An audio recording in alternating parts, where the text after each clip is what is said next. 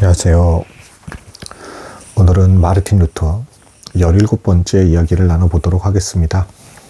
지난번에 이제 루터가 결혼을 했고, 그 다음에 이제 결혼 생활이 생각보다 만족스러웠다라는 것에 대해서 이제 말씀을 드렸습니다.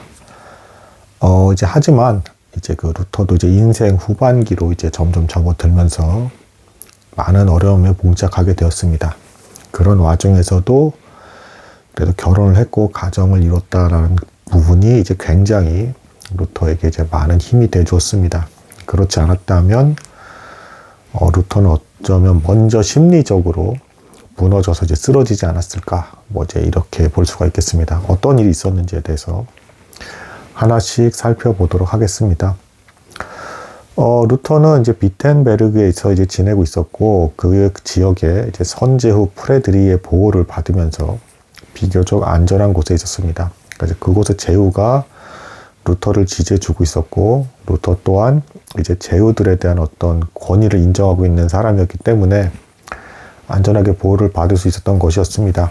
그리고 수도원에서 이제 지내게 되었는데, 이 수도원 자체를 이제 사실상 수도원 제도가 폐지가 되었기 때문에 루터의 집으로 사용할 수 있게끔 이제 제후들과 영주들, 시의회에서 인정을 해주었습니다.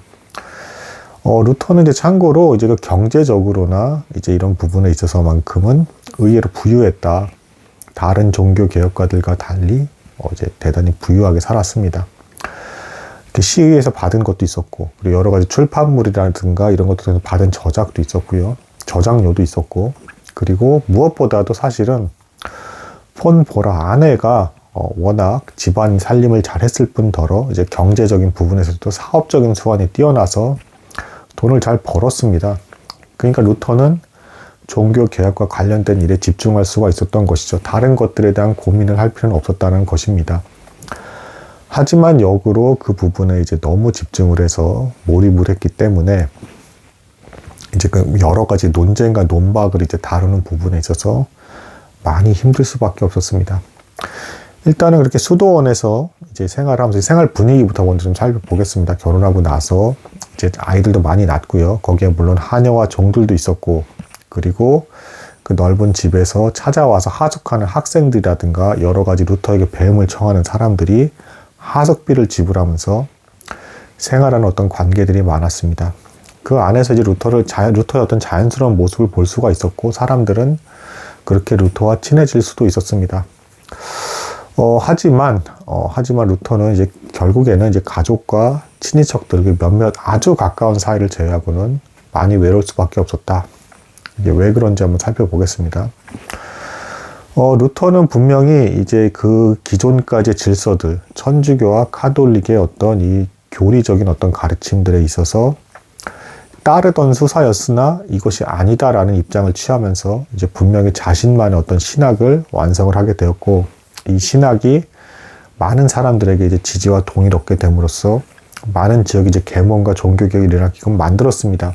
그런데 그런 과정에서 여러 번 이제 천주교나 카톨릭의 입장에서 회유를 받기도 했고, 다시 돌아와라, 그럼 용서해 주겠다, 이런 제안들에 대해서 다 거부했습니다.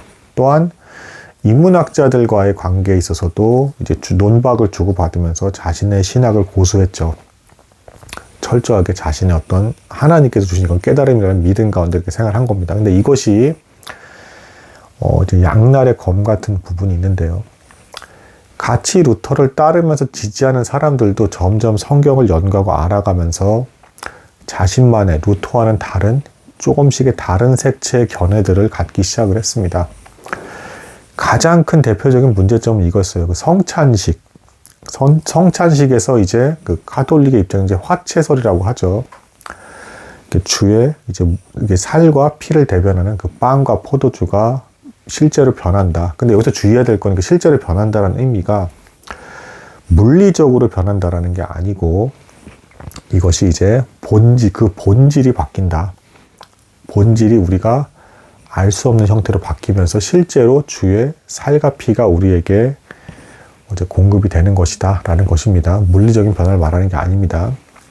이것에 대해서 루터는 이제 화채설을 부인하고 이제 공제설의 입장을 지지했습니다. 루터는 생각보다 육체적인 부분 그리고 물질에 대해서 무조건 악하다라고 보는 입장이 아니었습니다. 그래서 이 성찬식을 집행하는 중에 이 물질, 원자, 사이사이 구성 하나하나에 우리가 알 수 없는 형태로 예수 그리스도께서 직접 임재하신다라는 이제 공제설을 주장한 겁니다. 루터가 공제설을 또 이제 특히 주장한 어떤 그 배경에는 본인이 로마 카톨릭까지 로마를 이제 찾아가 봤었고요. 그리고 이제 그 외 다른 지역에서의 어떤 성찬식들을 보면서 이것이 너무 가벼이 소홀히 되어지는 것에 대해서 어떤 거기에 대한 이제 반감이 있었던 것이고, 하나님께서 이렇게 두실 리가 없다. 그리고 분명히 예수 그리스도께서 자신의 이제 살과 피다라고 하면서 이제 제자들과 나눈 그 본문을 이제 중심으로 해서 이건 가벼운 것이 아니다. 구약의 그 모든 그 복잡한 제사 절차가 결국 신약으로 넘어가면 세례와 성찬으로 이제 대표되고, 이제 나머지에 대해서는 이제 성례가 이제 딱히 주어지는 것이 없는데 너무도 중요한 예식인 것이고, 이것에 있어서만큼은 예수 그리스도께서 분명히 우리와 함께 해줄 수밖에 없는 것이다 라는 입장을 고수한 것입니다. 근데 이제 이게 그 당시 이제 상징설이라는 어떤 주장을 또 하는 사람도 있어요. 종교 개혁가들 중에서 대표적인 게 찌빙글리입니다. 실제로 임재하시는 것이 아니라 이런 의식에 대한 상징을 보고 우리가 거기에 대한 의미를 기억하고 기념하면서 신앙생활을 하는 것이다. 이 상징설에 이제 그 루터를 지지했던 사람들조차도 점점 많이 넘어가는 일들이 발생을 합니다. 이것에 대해서 루터는 천주교에 대해 앞에서도 죽음을 무릅쓰고 자신의 신앙을 고수했던 것처럼 다른 형태의 이제 종교관을 이제 그 주장하는 종교 개혁자들에게 있어서도 자신의 신학 색채를 그대로 고수했어요. 이 성찬에 있는 부분에서만큼도 조금도 양보하지 않았습니다. 이게 어찌 보면 뭐 이런 거 가지고도 이렇게 다투고 뭐하고 뭐 별거 아닌 거 아니야, 뭐 서로 뭐 해석에 있을 차이 가지고 뭐 이렇게 할 수 있지 않냐라는 것이 오늘날의 어떤 다양성을 인정하는 사회 분위기에서는 너무 자연스러워 보이겠지만, 이때 당시에 특히 이제 성찬식은 이 유럽 사회에서 대단히 중요한 부분이었습니다. 교회가 일단 사회 문화의 중심지였고, 여기 사람들이 다 모이고 함께 생활하는 공간이었고, 여기서 누구는 성찬식에 참여할 수 있고 누구는 성찬식에 참여할 수 없다라는 것 자체가 굉장히 중요한 문제였어요. 그 사회 공동체에서 성찬식에 참여할 수 있는 사람이냐 아니냐에 따라서 교회의 정말 진짜 일원이냐 아니냐, 우리 공동체에 믿을 만한 사람이냐 아니냐라는 것들이 갈릴 수가 있는 것입니다. 또한 귀족만 용인하는 것도 있었고, 성직자만 해야 된다라고 하는 것도 있었고, 평민까지 받아들이는 것도 있었고, 이렇게 지역별로 지금 다 나뉘고 있는 상황이었는데, 형제 자매로 이제 받아들이는 기준은 어디까지 받아들일 것이며, 기타 등등의 문제가 이제 사회 생활에까지도 누구는 믿을 수 있고 없고에 갔던 어떤 그런 분위기적인 부분까지 성찬으로 다 갈려버리는 겁니다. 대단히 중요한 문제였어요. 그리고 이걸 어떻게 해석하냐에 따라서 어떤 신비주의적인 신앙생활을 할 수도 있는 것이고, 아니면 이제 좀 더 성경 해석 중심적인 신앙생활을 할 수도 있는 것이고, 기타 등등 다른 형태로 약간의 신앙의 어떤 색채들 같은 것들이 차이가 날 수가 있는 것입니다. 그렇기 때문에 대단히 중요한 문제였다. 더더군다나 그 이전까지는 이 성찬식을 이제 베푸는 것은 성직자들의 특권이었어요. 이제 대표적으로 성체 이양이라서 이렇게 손을 이렇게 딱 들면서 빵이나 이제 포도주를 들면서 이렇게 하는 행위를 하는 것들이 있었는데, 이때 그 본질적인 어떤 부분이 바뀐다. 우리가 알 수 없는 형태로 바뀐다. 실제로 주님의 살과 피로 되는 것이다. 라고 주장했던 것이 이제 천주교 당시의 그 입장이었어요. 그러면서 그거를 이제 집행하는 이 성직자는 뭔가 하나님 앞에서 특별한 존재이다 라는 권위가 실리는 어떤 그 예식이 이제 성찬식이었기 때문에, 그동안 이 카톨릭 천주교에게 이제 많이 이제 착취를 당했던 계층들 입장에서는 이게 굉장히 반감적인 부분이었고, 그럼 너가 이렇게 손을 드는 어떤 그 행위를 하고 너만 그렇게 하나님께 특별하고 사랑을 받는 것이냐, 너만 특권을 누린 존재냐는 것에 대해서 사람들에 대한 어떤 반감이 있었습니다. 그래서 이제 찌빙글리라든가 이제 몇몇 부분, 이제 어떤 이제 다른 종교개혁자들은 상징서를 주장을 하면서 이제 성찬식 때도 예식 때도 복장도 특별한 걸 하지 않고, 그리고 이제 뭐 그런 이제 성체 이양 뭐 이렇게 해서 딱 들어 올리는 것도 하지도 않고, 이 어떤 의식을 기념하면서 우리가 그 내용을 기억하고 받아들이면 되는 것이다. 다시 기억하게끔 만드는 역할을 하는 것이다. 라는 입장을 취했고, 여기에 이제 오히려 많은 사람들이 점점 넘어가기 시작한 겁니다. 이제 루터는 그렇게 그 예식이 소홀해질 것을 두려웠기 때문에 공제설을 주장한 것이고요. 그러면서 이 루터가 처음에는 자신을 그렇게 이제 천주교 앞에서 이제 소신 있게 바라는 것을 지지했던 사람들이 하나둘씩 떨어져 나가면서 상징설에 이제 또 이제 빠져나가는 사람도 있고 다시 천주교로 돌아온 사람도 물론 있었고 또 이런 일도 이제 벌어집니다. 이제 그 독일의 이제 전 지역에 이제 어느 지역 어느 제후 밑에 이제 속했냐에 따라서 그리고 어느 이제 교구에 속했냐에 따라서 신앙의 색채들이 막 갈려 나가기 시작했는데 루터파였던 지역이 다시 천주교로 돌아선 곳도 있었고 천주교였던 지역이 루터파로 넘어가는 기적도 있고 이제 혼돈의 이제 양상이었습니다. 이런 상황에서 이제 그 천주교로 다시 돌아선 지역에 이제 루터파의 어떤 신앙을 따르던 이제 레온하르트 카이저라는 이제 루터와 가까운 사람이 있어요. 이 사람이 또 순교를 이제 당하게 됩니다. 화형을 당했어요. 이것에 대해서 이제 루터도 충격을 받게 되고요.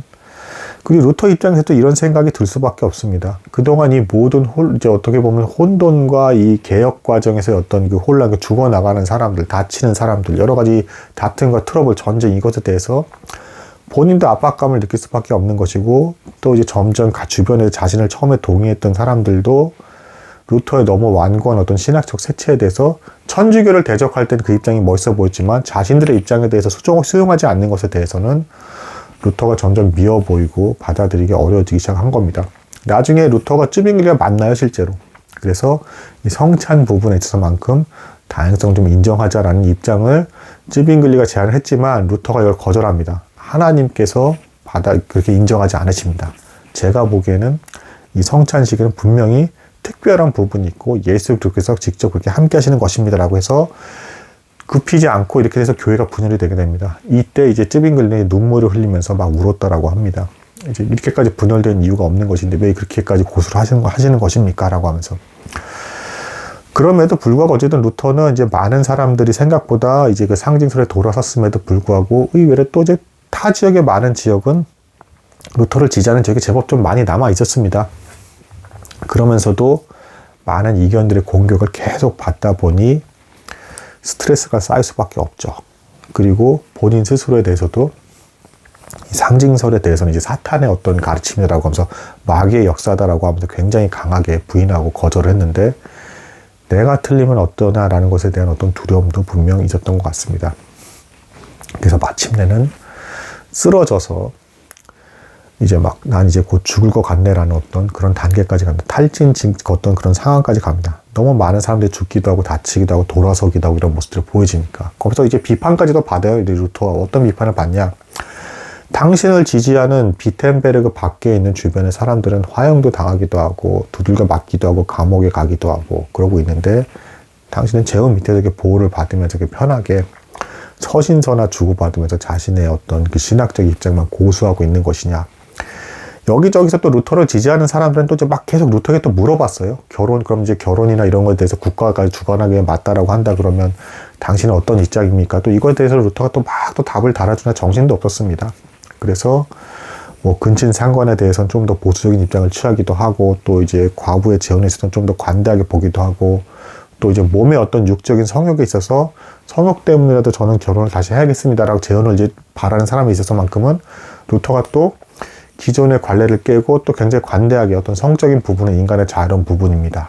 그래서 이것은 허용에 조대입니다. 이런 것까지 다 답을 해주고 있는 상황이었고 그 와중에서도 공격은 공격들을 다 받고 있었고 하니 이제 탈진해서 이제 쓰러질 법한 이제 단계가 된 것이죠. 자신이 순교해서 죽을 뻔했다라고까지도 얘기를 합니다. 그 와중에 이제 비텐베르크의 전염병까지 돌게 되고요. 선제후가 루터에게 이 자리를 피해라.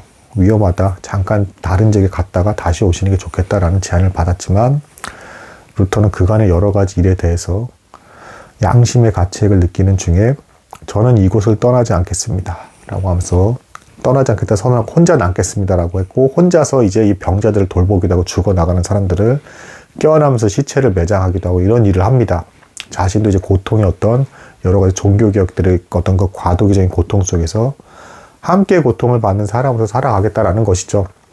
비록 고집스러운 모습이 보이긴 했지만 분명히 순수한 어떤 신앙을 추구하고 목숨을 걸고 행동했던 건 사실입니다.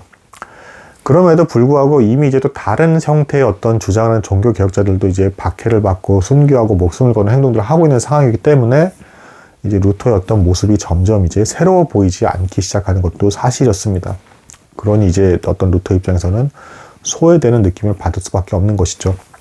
그럼에도 불구하고 아내와 아들들은 자녀들은 떠나지 않았다.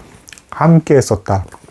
그리고 이 전염병에 목숨을 잃을 수 있는 상황 속에서도 루터는 그들과 함께 했고, 놀랍게도 목숨을 부지할 수 있었으며, 이때 이제 루터가 신경쇠약 증세 같은 걸 겪으면서 암페의 퉁엔이라고 하는데, 하나님께서 나를 왠지 멀리 두시고 나를 이제 떠나서 이제 배척해 두시는 것 같다는 느낌을 받으면서 그 성찬식의 입장에 대한 부분에서도 논문을 의외로 되게 늦게 내요. 이게 반박을 하고 싶은데 반박하고 싶은 글이 잘 안 써진 겁니다. 그리고 애매모호하게 반박을 해버려서 오히려 또 상징설을 주장하는 사람들이 더 입김이 세지는 또 그런 일까지 발생을 해요. 그래서 주변의 사람들도 답답해 하기도 하고, 또 주변에 친했던 사람들은 상징설에 돌아가기도 하고, 이런 어떤 것들을 이제 겪으면서 이제 자신이 버려지는 느낌을 받는 중에도 가족들은 떠나지 않았다. 함께 그 전염병이 이제 창궐하는 그런 속에서도 함께 했다. 루터가 그래서 결혼 생활은 굉장히 큰 힘이 됐다라는 부분이 여기서도 이제 작용을 하는 것이죠.